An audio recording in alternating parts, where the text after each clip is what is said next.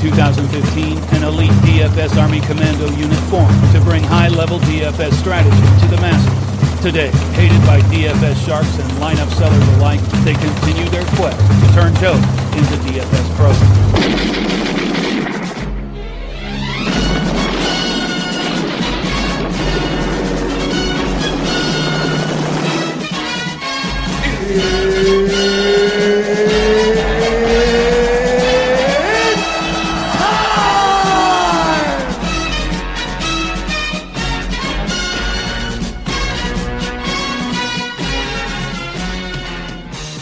Good afternoon, everybody. This is your DFS Army Bold Calls NBA DFS podcast for January 30th, 2019. And I am your host, as always, BoomersDaddy. And Shy is here from Sunnyside, California, where he's not having to deal with 17 degree or minus 25 degree or really any sort of cold weather whatsoever. At the moment, correct. But we've definitely had a few cold-ish days. What, 65? No, I got into the 50s, and it was raining for like 10 straight days, and it went for a little while. Yeah, but you guys need the rain. Yeah, I'm not complaining. I'm just saying it was there. There you go. So, yeah, it's just one of those things the rest of the country gets to deal with. It's cold and... my goodness, it's not fun when it's this cold all over the country. My whole thing is if it's cold, at least bring snow. Yeah. So if it's going to be cold, just let it snow. So, man, last night was fun. It was pretty fun. It was great until Elfrid Payton was announced out. I had everything set up, like we talked about with Steven Adams being out, with Nerlens Noel. And now here we go. Elfrid Payton was announced out, and it kind of, like, I had some Drew, but not as much as I wanted, after that situation. And it kind of left me scrambling, and on DraftKings, I did pretty well. On Fanduel, I did not do so well. So. Yeah, my mistake was playing Blake Griffin. That was my mistake. Everything else was good. It was just Blake. I needed Aldridge. I mean, I played Aldridge. Yeah. A lot, but in my higher dollar stuff, I wanted to be different. Yeah. I'll say. Yeah, I can see that. So,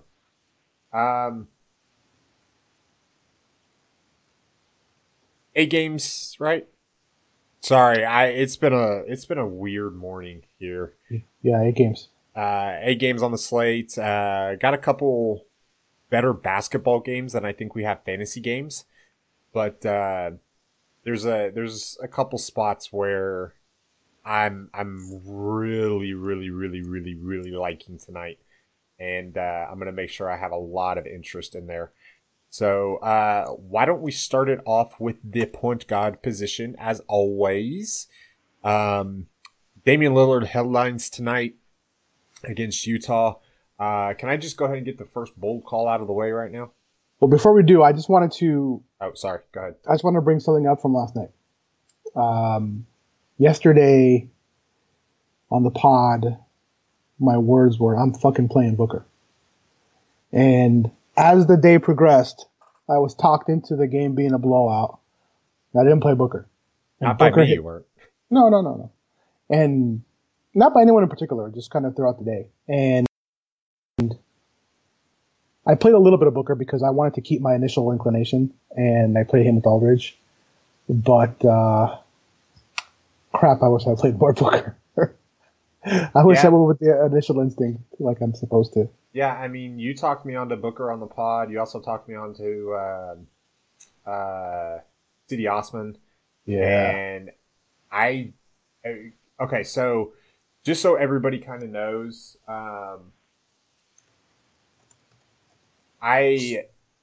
when news hits like that, I have to stop everything that I'm doing and make sure that the nomination station is adjusted and, reflects said news.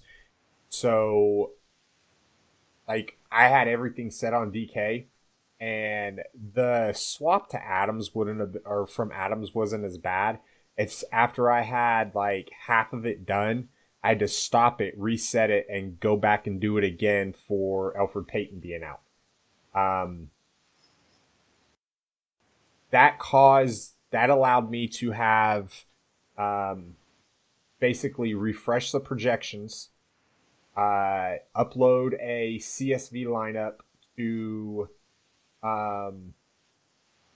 FanDuel or to DK, and then I had, I think, 3 minutes to upload a DraftKings or a FanDuel CSV.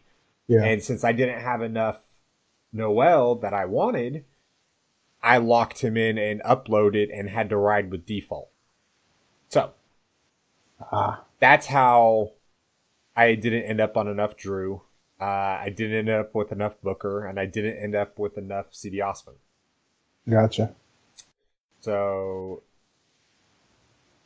well, 100% CD Osman was very profitable. I'm sure it was. Yeah.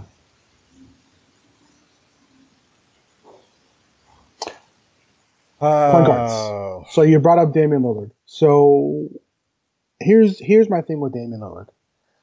He's at 9,400 here FanDuel pricing, which is not bad, but it's up there.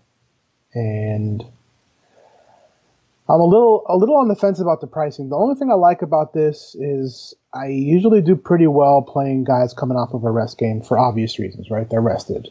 Going up against teams that aren't as rested. So I do like that aspect, but I think I like some other point guards a little bit more. I do want to have some exposure to this game because I think this game probably goes really, really under-owned. But I might look elsewhere for some pieces. Yeah, I originally, and my first inclination was that he was going to be a part of my initial build. I'm sitting here looking at De'Aaron Fox, saying that that's probably not going to happen now. I'm sitting here looking at Trae Young, Ricky Rubio. Like, I don't think I need to go to Damian Lillard. As Mike Conley. Yeah, I mean, there's Darren a lot Collison. You've got Chris. I'm not so. I think I Burke. I mean, there's a lot to like. Yeah, it's gonna be a little bit tougher for me to play some of these guys, but Damian Lillard is normally a guy I really do like playing against Jazz. One, because nobody's gonna play him. Two, because if you look at his history, just look at his game log over the last 5 games. Are you talking about Rubio? No, Lillard. Yeah. I mean, he's been consistent with the 43 to 45, and really the only game that he went off was the game I told you to load up on him was against Oklahoma City.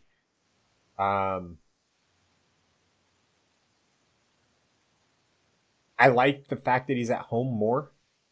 Sure. I like the fact that he's coming off of a rest game. Yeah. And I'm still going to have some exposure, but not as much as when I first opened the slate and I really started to analyze it. Mm. So, I don't know. I'd say maybe 10% out of 100 lineups. Yeah, I mean, I like it because, particular to tournaments, I don't see him going very high owned. So I do like that, and we know that Lillard has some blow up potential. I mean, we know that we've seen it, so it's there. And add that on to the fact that people still think Utah is a defensive juggernaut, which in certain positions they certainly are. Yep. But not, 1 through 5 like they were last season, where we just didn't play guys against them. So yeah, I mean, I don't mind that. Spoelstra seems to be thinking he's making some mistakes in his rotation. Oh boy, this should be fun. Oh joy. That's going to be a lot of fun to dissect later on. Yes. Okay, so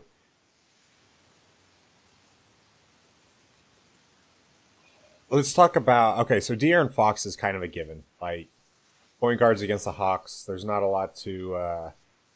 Just play him and shut up. Yeah, really, that's. I mean, that's. that's kind of the way that I'm thinking there. Let's talk about this Kemba Walker Terry Rozier kind of combo. Oh boy.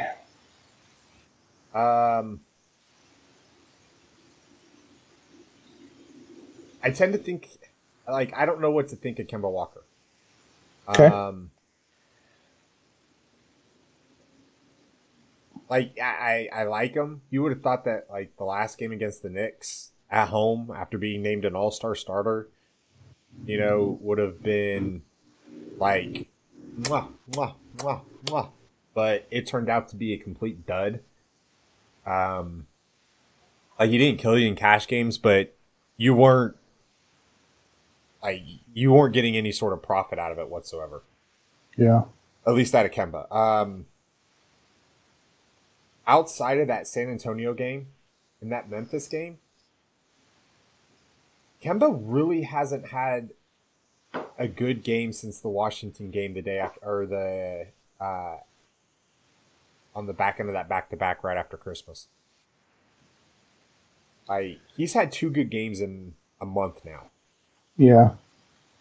Fantasy-wise. Yeah. He's still kind of priced at 8,800, and I understand that there has to be a floor for the price because otherwise the dude becomes like uber chalk. I just don't know if, even against Terry Rozier, I mean, Marcus Smart's going to be all over him, isn't he? Pretty much. Yeah, so Yeah. I can't do a Kemba Walker that hasn't gotten anything going lately, so probably not going to go there. Terry Rozier, on the other hand, $6,500. I like it for cash. Yeah. I'm not so sure how much I like it for tournaments. Just based on the profit. Like, $6,500 is where you have to think about it. Like, I still think he's a no-brainer cash play. Because of he's Terry Rozier and, he's now the point guard. Yeah. But where I can go get guys that are cheaper that I think have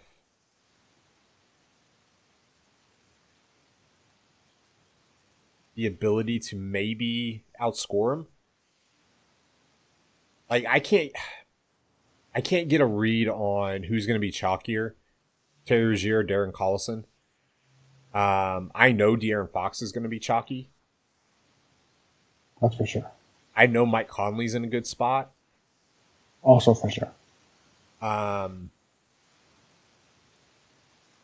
I know that Frank Jackson or Tim Frazier's probably going to be higher up there as well.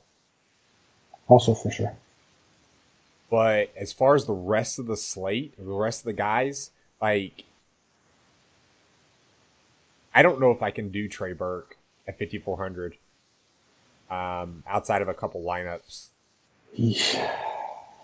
That's a tough one. It's a tough one because I don't necessarily know that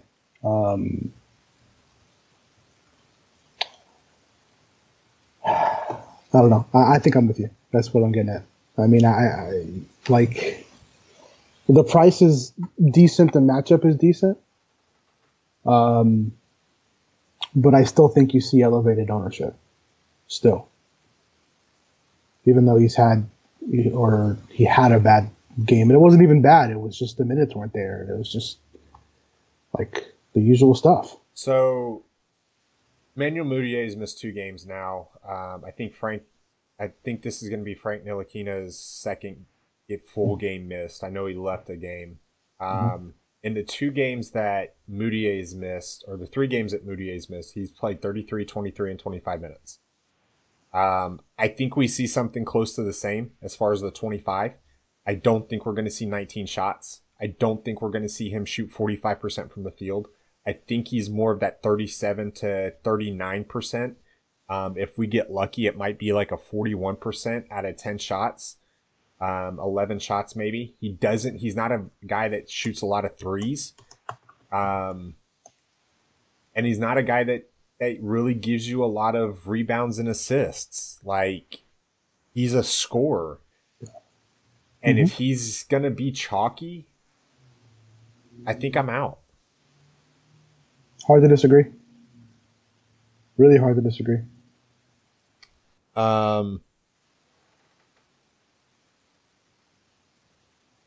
Jared Bayless? Well, Rose is questionable. I noticed that Rose is not questionable, yeah. And then they went and signed, what's his name, played for Phoenix last year, hurt himself. Kanan. So they've got some sort of backup. But He's regardless, on a 10-day, yeah. I mean, I can't answer that. I got to see who's playing. If Rose is playing, different ballgame. So we're going to have to wait and see. Okay, let's assume Rose is out. Then you absolutely need to play him. Bayless. Yeah. Yeah, because T's already out. Yeah. FanDuel's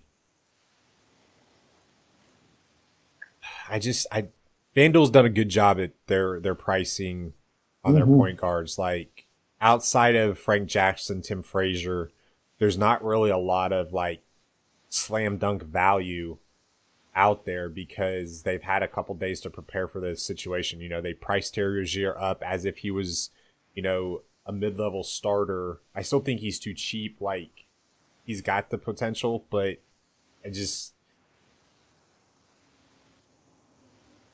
I think it's a little bit different with everybody down the court. Like, last year it was him, it was Brown, and it was Tatum, and they were doing everything. This year you can add in Marcus Smart's playing a lot better than he was last year. You know, you got Gordon Hayward back. You got Brown and Tatum that aren't doing so great. There's a lot of rotation concerns there in Boston. So I think that limits his ceiling a little bit. Kudos to FanDuel for making this a little bit more difficult of an option today. Somebody asked Collison or Dunn, Tony Medina versus Miami. The answer for me would have to be Collison on this one. I'm not playing Chris Dunn against Miami. Miami, they are, I don't want to say they're good defensively, but they can shut down guards. Like, they've been doing it all season. Like, if you look at the ADVP, they've got the worst guard matchup on the board. So I would probably stay away from Dunn and go Collison. Not only that, but on FanDuel, Dunn is $600 more than Collison. So, and yeah, Frank Jackson is going to be pretty chalky. It's hard not to like him because of the price and the minutes. So, just trying to answer some questions with that here real quick. Let's see here. Shooting guard. Drew Holiday, are we going back? I mean, I think you can. It's just obviously obviously a pricey, go back spot. But I want everybody to know that Drew Holiday had 6 blocks yesterday. 6. How many? 6 blocks. Say that one more time for me, sir. 6 blocks? Yes, sir. So that's kind of like a deal. And it's 18 Fanduel points. Yeah. Yeah. And so I mean, you take that away, he has an average game. And that's very much an anomaly for Giroud to have 6 blocks. I mean, he gets some steals, but he's a good steals guy stats wise. But I mean, I don't know, man. It's gonna be tough. Yeah, I think I'm out on Drew. Outside of some minimal exposure, he'll be a part of the player pool. I don't know how much he's gonna make. Everybody's pretty much out for the Pelicans again tonight. So yeah, or I think we're still waiting a word on Elfrid Payton. I think he's been ruled out already. Has he? Okay. Let me double check. One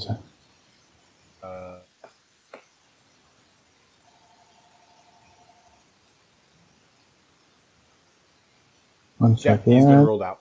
Yeah. Yep, he's out. So, yeah, Etwan Moore, Julius Randle, Elfrid Payton, they're all out. So, it's all preparing for the trade that's coming. Yeah, because the only member, according to the guys on NBA Sirius Radio this morning, you guys are going to have to sell all 12 or trade all 12 of your other players outside of LeBron in order to let the salary max up. Oh, Brian Scalabrine was talking about this. And then you're going to have to give up some picks. And then you're going to have to go sign Carmelo Anthony plus a bunch of other scrubs from the G League. And then here's what's makes it even more interesting. Then New Orleans is going to have to turn around and trade their entire roster just to get the guy, because they can't trade the guys that they're trading for. It was kind of comical, but it's kind of true too. I mean, yeah, that's kind of the reality. Is it is, but so, yeah, it's. I mean, I've got Bradley Beal versus Indianapolis. I got Bradley Beal versus Indiana. That's cheaper. I think I'd much rather go there on FanDuel today. Luka Doncic. He's 9,800 on FanDuel, dude. 98. Let's let that sink in. A 19-year-old rookie is the most expensive shooting guard of the day on FanDuel. I mean, he ain't a rookie to me. I mean, this kid is not. He's just not a rookie. I mean, yeah, he's an NBA rookie, but I mean, he's something special. But I mean, 10K, 9,800 is a lot. But I mean, he's paid it off. Like, I mean, let me put it to you in a different perspective, okay? Okay. As of this moment, I am playing Bradley Beal. And I have the salary to go to Luka Doncic. So it kind of tells you, like, obviously the matchup is phenomenal for Luka. But they're, like, outside of JJ Barea, they're healthy. They've got, DSJ. Like, I want Luka at 9,800 when DSJ is not playing. Then I'll play me some Luka. Here's the thing we didn't talk about Dennis Smith Jr. at point guards. The Knicks had the opportunity to draft him. And they passed. They passed. For? Frank Ntilikina. Who I think is going to be a pretty decent NBA player, but he's not going to be a higher level. I don't want to say superstar because I don't think Dennis Smith is going to be a superstar. But I think Dennis Smith is going to be a very, very good NBA player and not just an average serviceable. Okay, I could see that. Thing. That's fine. But they still passed on him for that dude. Yeah, exactly. That's what I'm getting at. So he's going to want to come, and although that was Phil Jackson, and it's obviously very different and all that, I get it. But, excuse me. Bless you. And make no mistake about it, like, DSJ is one of those names that could get moved. And one of the things that the Mavericks need to do is they need to show that he's healthy because he's missed a lot of time this season. And and that he can play. And so I don't want to call it showcase because I think it's really hard to kind of showcase a second-year player. But it is one of those things that, you know,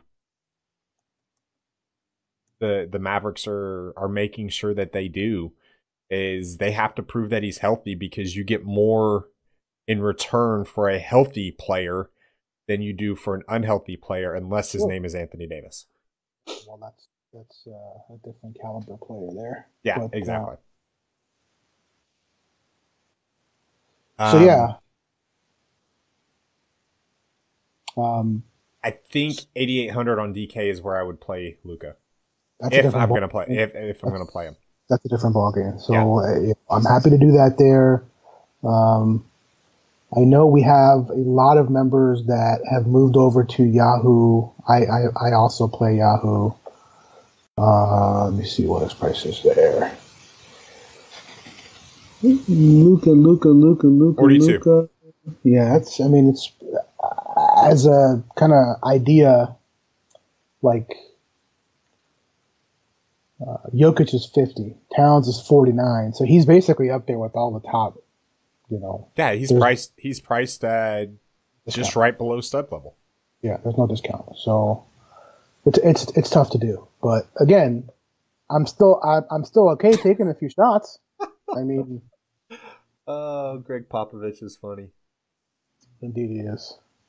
Greg Popovich was in no mood to celebrate Rudy Gobert's game-winning dagger Tuesday. Phoenix was robbed. He said. He was pissed at the fact that they had to do that just to beat them. Yeah, I know. But the way he made it sound was, like, it's just funny the way it came across. Anyways, So back to Luka. Or back to shooting guards. So that's the Luka discussion. Definitely fine with it on DK. Not much else. Not much anywhere else. I did mention Bradley Beal. Since losing Oladipo, Pacers defense has gone to shit. I mean, it's just horrible. They're second worst to the Suns, guys, over the last 3 games. Yep. So and DVP numbers will not reflect that. Exactly. So for me, I'm going to have in tournaments probably 2 to 3 Wizards. And I'll have definitely have some bigs from the Pacers, Thad, Sabonis, Turner. One of the 3, maybe 2 of the 3. If I'm Phil Frisky. So I do like that play. We got to talk about this dude. Donovan Mitchell. Oh, do we have to? We do. I don't ever get him right, dude. Like, no, it's not easy to. And what makes it worse is now Rubio is fully back, and so that definitely takes away. That's kind of what I want to talk about. Phoenix was robbed. That shit's so great. I told you. He's the best. But I mean, he's been lighting it up, man. He's really been on a tear again. We were worried about him. Like, what happened to D Mitch? Like, what happened to him? And he's back, and I'm happy for him. I'm happy for the Jazz. I like the Jazz because they're a hard nosed team. Put their head down, and go to work every day kind of team. But Mitchell has definitely refound his game, and I don't. It's pricey, but I definitely like the late exposure from that game. Yeah, it's not for the faint of heart. I'm definitely gonna have some Mitchell and Lillard ping pong action going on there, but that sounds fun. It's really hard for me to pay. Like, you could make a case for all these guys over 9K, right? Like, they're all very, very good players. Drew, Bradley Beal, Luka, and Donovan Mitchell. Absolutely. But like this mid tier today It's just like yesterday. Is It's loaded. nice. It's nice, yeah. Yeah, let's bring up the most frequently asked questions of the day. I know that this is going to be asked 1,000 times. Bogdanovich or Buddy? It's coming. It's coming. Both? Yeah. You can definitely do both. But as far as like pick one over the other, you can't. Here's what you're going to do. Okay? This is what we're going to do. We're on Buddy.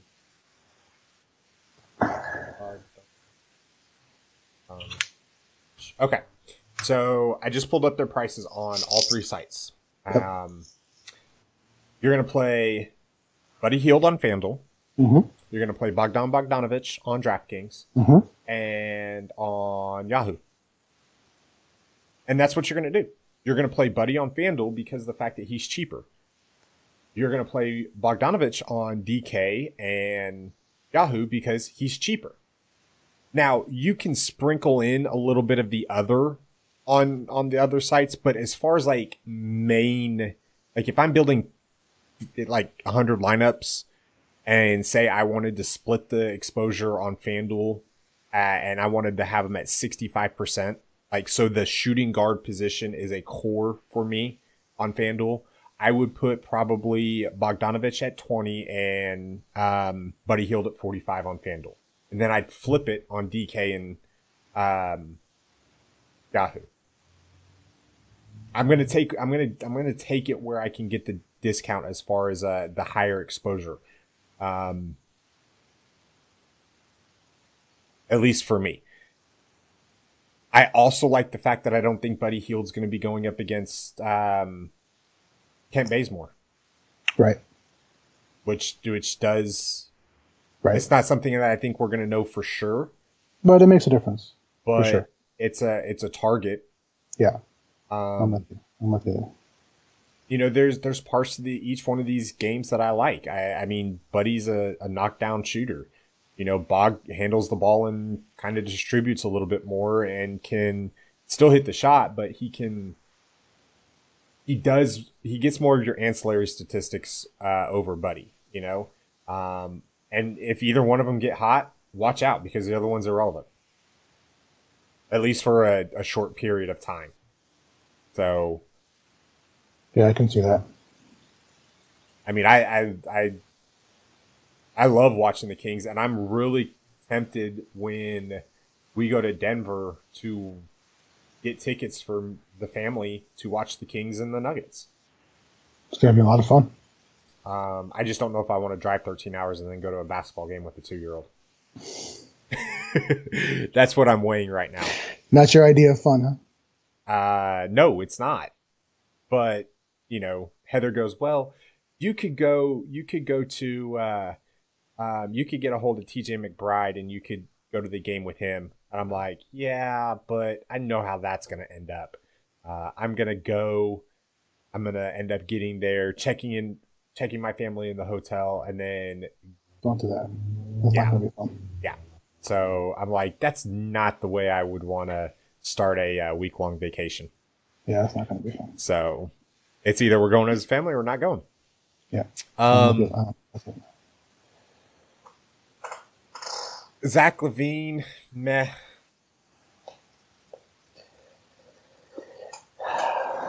I can't do it. So first of all, he's questionable. He popped up. Whoa, my chairs. I know.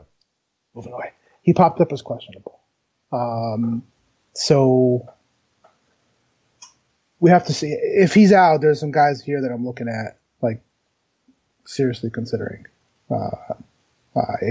It's for me, it's a massive bump to Markkanen, Dunn, even like Wayne Selden. They all get bumps. Mm-hmm. Which I'm happy to do. You know, I'm happy to play those guys. All three of them, frankly, if I wanted to. But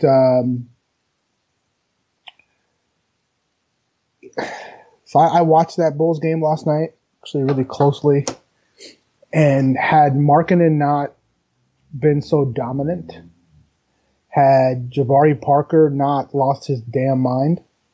Yeah, don't chase Jabari Parker, guys, please. Levine was so hot that he could have put up 55. That's how hot he was. Oh, I know. But it was nothing but points. Yeah, and that's the problem with a lot of these Bulls guys.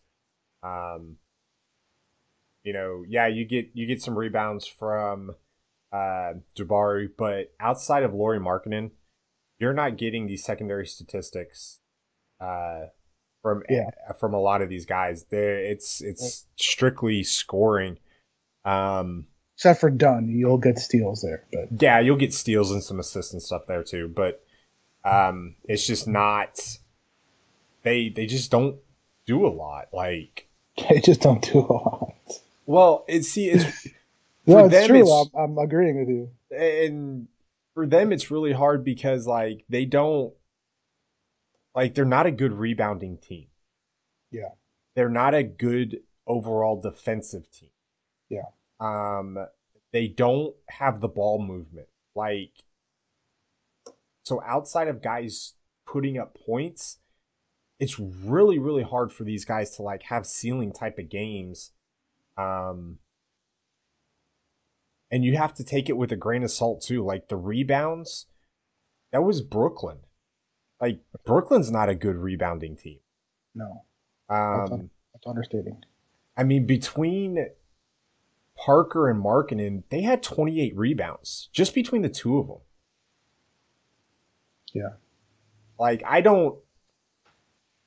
I'm not buying into this notion that this is some new defensive, I'm going to play both ends of the court type of Jabari Parker. Like, this is a guy who still is on record of saying that he has no interest in playing defense. He wants to score the ball. Which is why he doesn't get consistent run. And he put up the 48 in 22 minutes, guys. It's really funny. It really is funny. Like, you would probably say that Lauri Markkanen is their best player, right? Yeah. He put up a 45 and 30. Well, he also got 19 rebounds. I know. But that's what I'm saying is he's their best player, and it took Jabari Parker 8 minutes less to outscore him. Yeah. That's why I'm saying, please, don't chase Jabari Parker. Let everybody else do that. Yeah. But yeah, you're right. Like, Zach LaVine, he was shooting 56% from the field. He still took 20 shot attempts. That's pretty crazy to me. Yeah. Like, he could have. Pretty crazy. It was the three of them. I mean, if you just would have stacked LaVine, Napier, Markkanen, Parker, and Russell last night, that would have been a great game stack right there. Would have helped win. So, I don't know. 7,200 is a lot to pay for a team that is really good at defending the guard.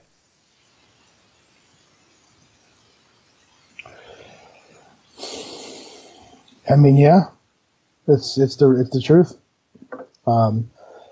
Excuse me. Where this is a weird one for me. Like, you and I both are on the same page when it comes to Wiggins. Like, excuse me, like we don't play Wiggins outside of the Thunder versus the Thunder and Lakers. Yeah. So that's pretty much it. And that doesn't change tonight. Nope. So that stays the same. He's already pretty much, he's got the X button. Particularly that he's now 6,800. So yeah. But let's talk about Jaylen Brown, shall we? Please. So he gets Charlotte at home. Probably see a lot of Nick Batum or Jeremy Lamb. Probably more Lamb. I think you're going to see a lot of people running over to play Marcus Smart. Marcus Smart had the game of his life. One of them, yeah. Definitely the season. I don't see that again. He's not a very good offensive player. He's a phenomenal defensive player. And we've been saying it since he entered the league. When he's hot, he's going to win tournaments. That's just the way it is. But he doesn't have consecutive hot games where he just doesn't miss. He can still certainly get you a ton of points in other ways. Yeah. But you're not hitting 55 unless his 3-point shots fall. So I'm not chasing it. I think Jaylen Brown is in a good spot. The thing about it is, and here's what is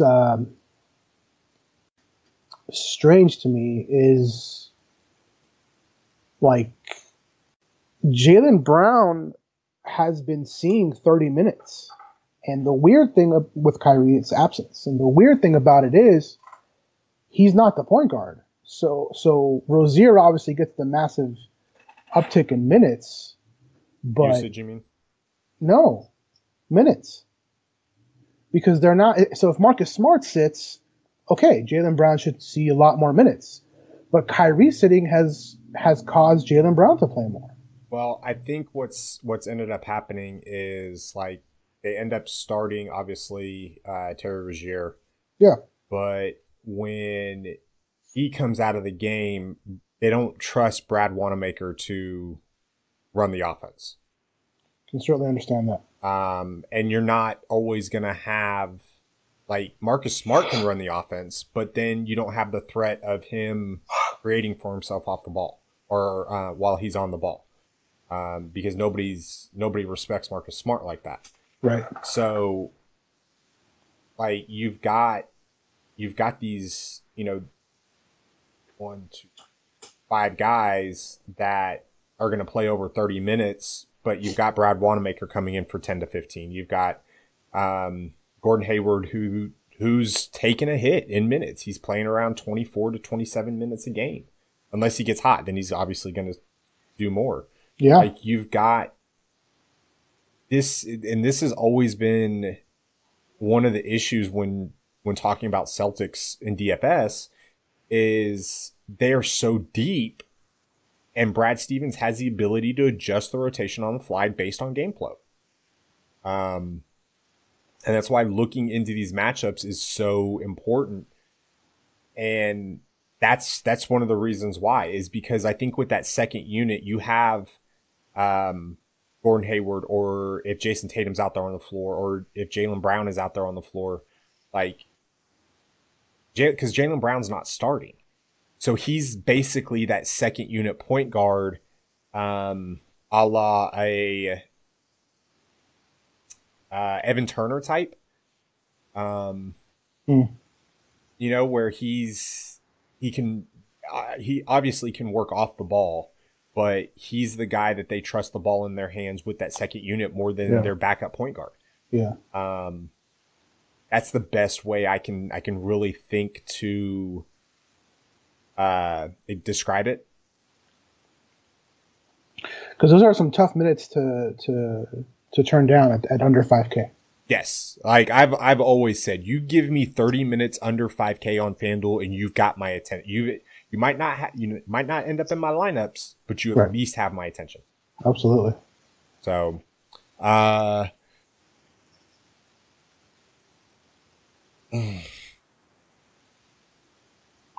there's a lot of value down here, man. Let's touch on some of these Denver guys against New Orleans. They're going to be kind of popular. I think both Malik Beasley and Monte Morris are both in play today. They're both going to play about 25 to 28 minutes. Jamal Murray's already out. We've got to watch the Miami situation with Tyler Johnson. It's crazy. And Dwayne Wade. If Dwayne Wade is out, then you have Dion Waiters and Wayne Ellington and Magruder that are probably going to get more run. Kent Bazemore's coming back and throwing a wrench into the Atlanta Hawks guard situation. There's a lot that we still have to figure out what's going on between the freaking Aaron Holiday and whoever else is going to end up playing guard for the freaking Pacers. To throw Edmund Sumner in there, Edmund Sumner, like you call him up for the G League and you throw him in the starting lineup. Like, I get what you're doing. You don't want to disrupt the way your bench is because you lost depth. So you put him in there, let him run around with the starters for 15 minutes, and you can kind of keep your same rotations until you have to change it up even more. But essentially, yeah. But man, I almost like Aaron Holiday better. Like, okay, so to give everybody a piece of how I thought the other day when Aaron Holiday wasn't announced the starter, obviously he was no longer a cash lock. But I said he was still in play on FanDuel because of the drop score, and he ended up outscoring Trey Burke, who was chalk everywhere. In fairness, a lot of people outscored him. Yeah, I mean, Trey Burke only put up, 15 that night or whatever. But that's what I'm saying is, like, I mean, you've got Aaron Holiday. Like, there's a lot of stuff to dissect. And that's why I don't think, like, I can play a lot of these guys at the top end, is because I'm falling in love with the ceilings and the profit potentials of a Jaylen Brown, of a Buddy Hield, of a Bogdanovich, of a Dion Waiters if Dwayne Wade and Tyler Johnson are both out, of a Monty Morris at 3,900, of a Malik Beasley. Like, I'm falling in love with a lot of these guys down here. Mm-hmm. Can't say I blame you. So I think that's where I'm going to be spending a lot of my money at the shooting guard position. All right, let's talk about small forwards here. We were talking a little bit before the game. It's not pretty today. Before the game, before the show, it's not pretty. No, this is probably the ugliest position. Specifically, I mean, the highest priced small forward is Otto Porter Jr. I mean, he's $7K. I mean, I think it's too expensive, but absolutely, 100% I do. But I mean, you're still getting 30 minutes from a guy that can potentially really get hot and light it up. But so I don't mind a tournament shot or two at most. But outside of that, like, yeah, it's kind of rough. Your chalk is going to be Will Barton, more so if Harris sits, which I think he does. So I'm going, chalk or not, I'm going Barton. So Keith, you know how every day we get asked the same question, and that is, who's the Bear special today? Can we get that every day? Because I give one every day.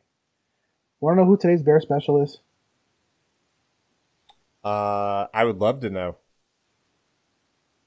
Today's Bear special is Kyle Anderson. No. Mm-hmm. Bro, you do this every time. No, you say no. And it hits every fucking time. You ruined it for me.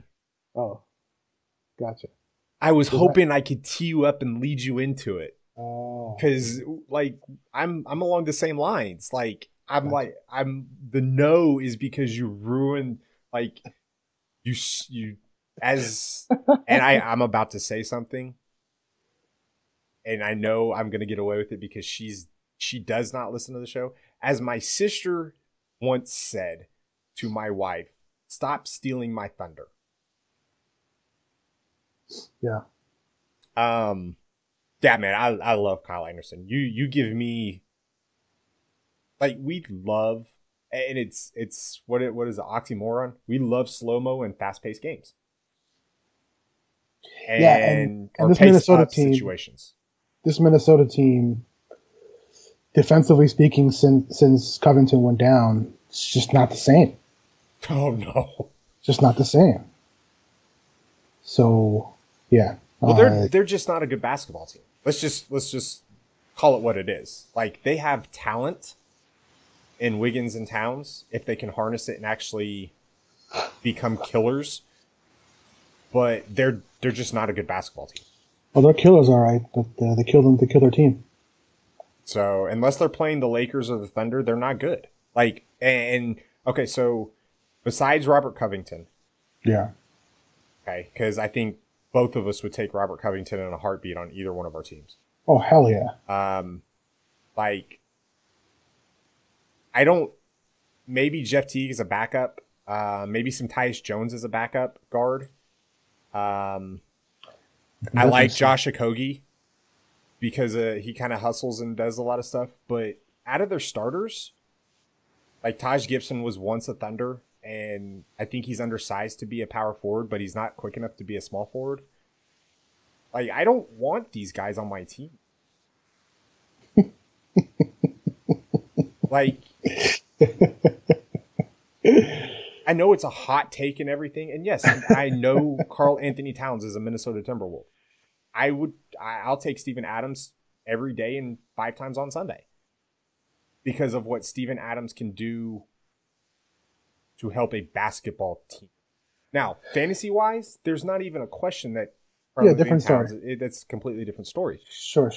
But I think it does hold some weight because it does kind of bleed over into each other. Like, in order for this team to be competitive, yeah, Karl Anthony Towns has to be on his game. And I'm sorry, he might be older, but Marc Gasol is still one of the tougher matchups in the league, especially since now he can actually guard out towards the 3-point line. Yusuf Nurkic was just listed as questionable. So I saw it. The only thing that kept me from breaking my freaking computer was the fact that we're live. Yeah. So that's going to change everything. So yeah, no, I love Slow Mo tonight. Now, he's not my favorite guy, but I do love him. Especially if Gary Harris is out. And I know they're not in the same game. I trust me, I know that. But you have to understand that Gary Harris at 31 minutes at $500 extra on FanDuel is by far and away a much, much, much, much, much better play, even with Will Barton in the lineup because there's no Jamal Murray. Right. He's essentially the point guard. Right. I mean, there's a few guys that share those duties, but yeah. Yeah. And needless to say, if Gary Harris is announced out, guys, you're going to lock Will Barton. 100%. Because he will be the point guard 90% of the game. 100% agree. Yes, they'll initiate a lot of the offense through the high pick and roll with Jokic and everything. And Jokic might have 30 assists tonight if that happens. But, you know, Will Barton will be the primary ball handler. So, what are we doing with these Washington guys? Otto Porter, Trevor Ariza, Jeff Green.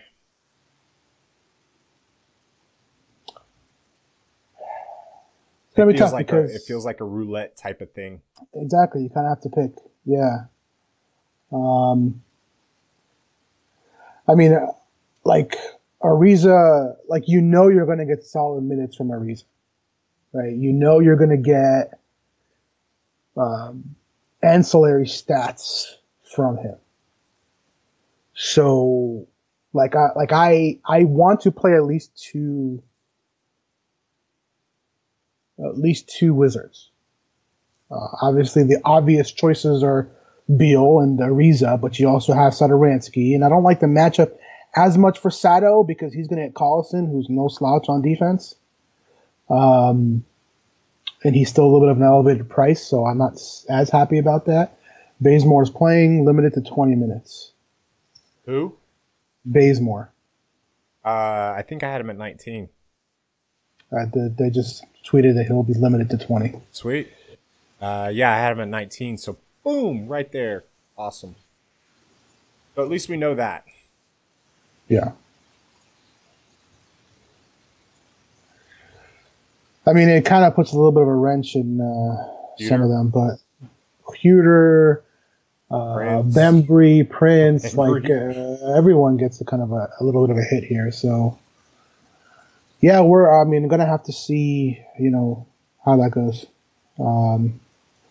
It might be tough to play some Hawks, but we'll see. Yeah. So, but we're gonna have to play some of them because we want to play so many Kings. All right, we got about 15 minutes before the feed cuts off here, so let's kind of. Well, why don't you tell LA to stop committing crimes, and then we'll continue. That was a fire truck, asshole.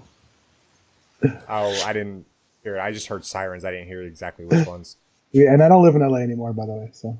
Oh, really? Okay. But I still do have interest in Terry and Prince, though. That was an ambulance. Yeah. I mean, I don't. Yeah, I don't hate it. I mean, I could see the biggest guy taking the biggest hit here is going to be probably Bembry, and Huter. I mean, Prince is still like both of those guys are too, but Prince is definitely looked at like, okay, he's one of our high draft picks. Like, we have a lot of faith in this guy. This is who we're going with, right? So I can see that. But I'll also have some interest. I'll still have a little bit of interest in like Gordon Hayward. You know, if I'm not playing Jaylen Brown, I like Joe Ingles here.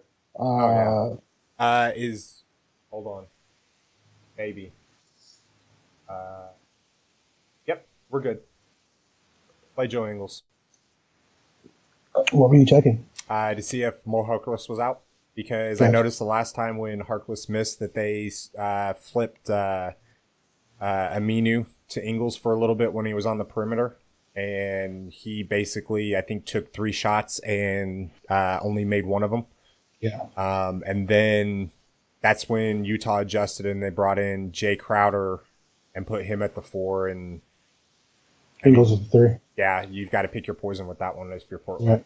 Right. So, And frankly, I mean, I don't know if I can see one or the other. Like if I had a choice, like I wouldn't know who to. I mean, they're both.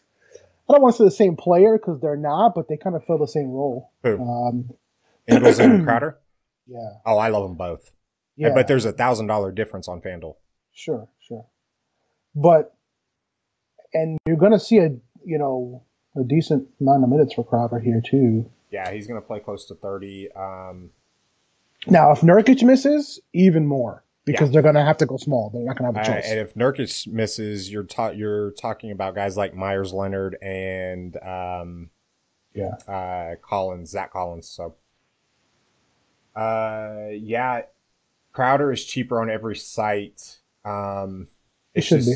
Yeah, it's it's $900 difference on DK, it's $1,000 on FanDuel, and it's only $3 difference on Yahoo. Nice. But I think they're both in play. So, anyways, let's look at the power forwards here because we got about 12 minutes.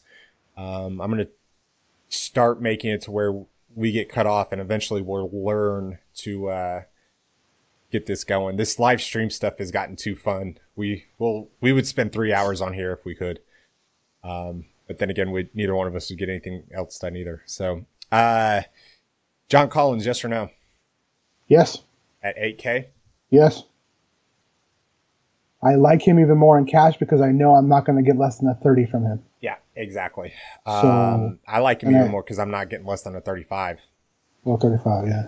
Like, I think I have him projected at his floor instead of what, like, I'm going to look into this. And I don't know what it's going to do, but I'm going to look into it because I think he should be projected higher. So I'll look into it and see exactly why he's projected only at 35. But I honestly do think he should be projected higher in this matchup. Jason Tatum? What about him? You're going to play him or Marvin Bagley at 62? Or Domantas Sabonis at 64? I think I like Bagley more. I think I am... It's close, but I think I like Bagley more. Because I look at it this way. I mean, like... Obviously, Tatum has the ceiling. What concerns me is I haven't been seeing a lot of it. And with or without Kyrie, I haven't been seeing a lot of it. Excuse me. he gets a guy that is not as bad of a defender as his rap is in Marvin Williams.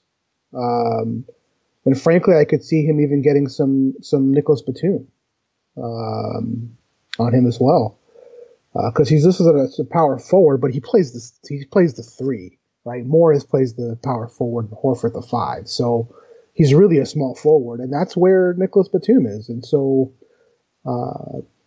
again, he's not like a Minu where I don't target, but he's kind of struggling, and I he'll come out of it. I know he will. He's a great player. Now, when he comes out of it, I want to play a little bit more, but it's not a bad spot. He's not overpriced by any stretch. Usage increases there without Kyrie, and shot opportunities are there for him. All the above. So I'm not saying it's a bad play. Okay, so here's one thing that scares me a little bit about Tatum. Okay, he shot like crap against Brooklyn. Like it's just absolute dog crap. But he only took 9 shots. He only scored 6 points and everything. But like the actual efficiency is there. His previous 4 games before that, 46, 44, which isn't great, but it's not bad. In 16 shots, 61.5% and 54%.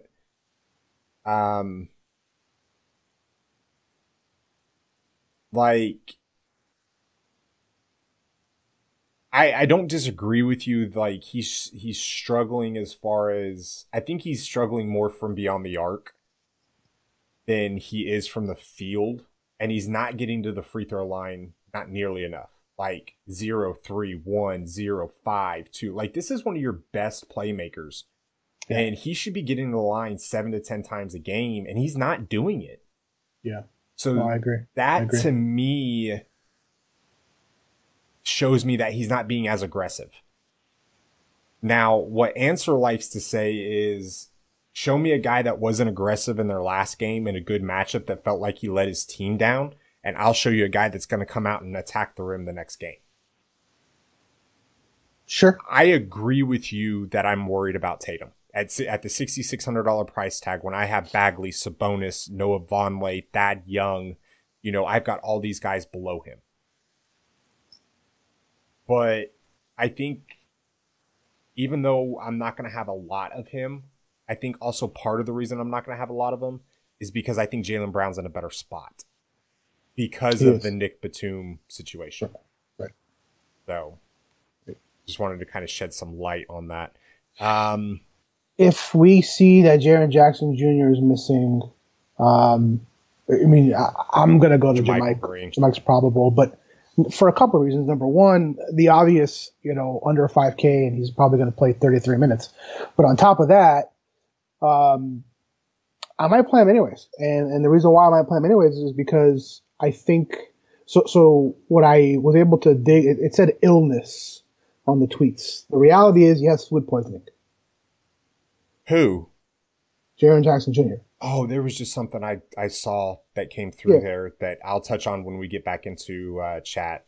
It just came across the tweets and everything. And it was a little bit more than just, quote unquote food poisoning. Like, they were going in depth about it, that I'll share a little bit later. Is it worse? No, I don't think it's worse. I just think that they're uncertain how he's reacting to the medicine. Like, how he's, they're uncertain. So it's much worse. And they just caught it, what was it, 2 days ago? I don't know. I thought it was today, maybe. It might have been late last night, when he popped up. So, but, it was a weird situation. I'll have to look it up and I'll share it with everybody. Yeah. Okay, so I don't want to give away my guy that I love at this position. Okay. But I do want to let everybody know that he is not somebody that has been previously discussed. He's been mentioned in passing, but not in depth and analysis. Interesting. Okay. Centers, we have to talk about them. We've got 5 minutes before we get out. Okay. Nikola Jokic versus Jahlil Okafor. Yes. Don't be stupid. You have plenty of value and not a lot of people to pay up for. Don't be stupid. Don't be stupid is pretty accurate. If you're building like 100 lineups, then yes, you can mix in some of these other guys. In cash, you lock him in. Okay. Now, as we go back to that, and yes, that's over Karl Anthony Towns. I'm actually fading Karl Anthony Towns altogether. Yeah, because if I'm going to pay, at least on FanDuel, if I'm going to play 11-2, I'm going to play Jokic. And I'll eat the chalk there because I know he's got 65-point upside. Jahlil Okafor. He's 7,400 on FanDuel. This might be the last guy that we're able to talk about, but I feel like we need to talk about him because of the fact that he keeps giving you that profit even at the elevated price tags. He keeps killing. He keeps killing. Yeah, I agree. I mean, he's had one game under 30 since AD went out. I mean, and that's why his price is where it is. I mean, he's it's not he's putting up numbers. He's getting rebounds. He's blocking shots. He's scoring points. He's dunking the ball. He just had a dunk last night that was sick. Yeah, it was. I mean, this guy was the number 3 overall pick. You're seeing his body is starting to be an NBA player. I don't think he had the body to be an NBA player prior. You could see it now. He's slimmed down a lot. He's much leaner. He looks like an athlete now. And that's really helped him like a lot. Yeah, he's put some work in, which is good because he was on his way out of the league. He absolutely was. So, he absolutely was. It's just, that he wasn't playing any defense. He was good on the offensive end and could rebound, but he was a liability everywhere else on the court, and he's put some work in. So it's good to see him. Before we run out of time, sorry, go ahead, finish. Sorry. I was going to say it's good to see him put that work in and turn his career around. So okay, go ahead. Absolutely. Probably our last one. Go ahead. If Nurkic misses, I'm playing a ton of Gobert. I just am. I wanted to play Gobert even before. Even before Nurkic, I wanted to play Gobert. Yeah. The conversation we were having in our chat was, for me, it's Nurkic or Gobert is going to go off. One of the two of them is going to kill the other one, and I want the right one. And if Nurkic is out of the picture, then it can't be him, obviously. So it's going to be Gobert. But I'm on one of these two guys. For me, I'm going to have to make a decision on which one I want, and I'm leaning Gobert. Yeah, if Nurkic is out, you've got Zach Collins is probably the only other guy that I would throw into the center conversation. Or Myers Leonard. And, well, he's a power forward on FanDuel, so you can play them both. They both are, aren't they? Yeah, they're both power forward. There won't be a quote-unquote center option on FanDuel if Nurk is out. The problem is I don't know if we're going to know before lock. No, we're probably not. So going to have to plan for that. Make sure you plan for it accordingly, especially on DraftKings. So, all right, anything else? I mean, the only guy that I've been keeping my eye on, well, first of all, Willie Cauley-Stein is insanely cheap today across the industry. He's ridiculously cheap. It's $6,400 on FanDuel. That's tough to pass on. I want us to start keeping an eye on Mitchell Robinson. I'm not saying play Mitchell Robinson, but I'm saying I want us to start keeping a closer eye on Mitchell Robinson. He's been putting up some numbers lately that really have my attention. So I want us, as kind of the next week or so progresses, keep an eye on his minutes, keep an eye on his production, because we might start to play him here soon. Yeah. Some people are asking about Miles Turner. And I just want to let everybody know that we'll talk about that in our Slack channel. Yes, we will. All right. That's going to do it for us today. For myself, for Bear, for the DFS Army. Peace out. Peace.